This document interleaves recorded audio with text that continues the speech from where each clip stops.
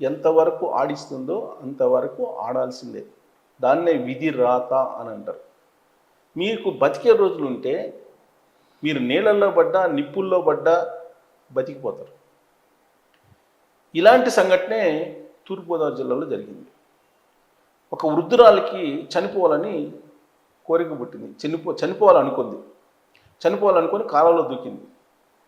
కాలంలో దూకి 10 కిలోమీటర్లు కొట్టుకోబోయింది. 10 కిలోమీటర్స్ కొట్టుకోబోతే ఆవిడ చనిపోయారని చెప్పేసి కూలీలు ఆవిడ్ని పరీక్షిస్తే బతికుంది.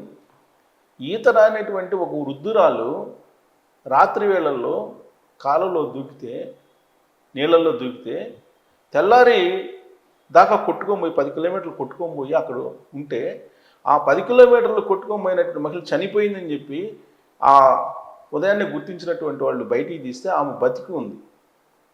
మరి దీన్ని ఏమనాలి?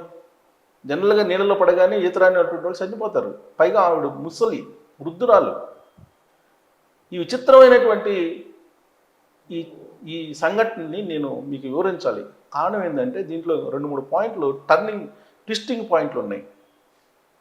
ఈవిడ పేరు రామలక్ష్మి, తూర్పుగోదావరి జిల్లా. ఈవిడికి భర్త ఉన్నాడు, సత్యనారాయణ. ఈయన ఈ రామలక్ష్మి అని ఆమె తిట్టిందని చెప్పి పురుగు మందు దాకా చనిపోయాడు. చనిపోతే ఈ రామలక్ష్మి విరక్తి చెందింది. ఆయన చనిపోయిన తర్వాత అంత్యక్రియలు చేసిన తర్వాత అస్థికల్ని కుమారులు కాశీకి తీసుకెళ్లారు. వాళ్ళు కాశీలో ఉన్నప్పుడు ఈవిడ విరక్తి చెందింది.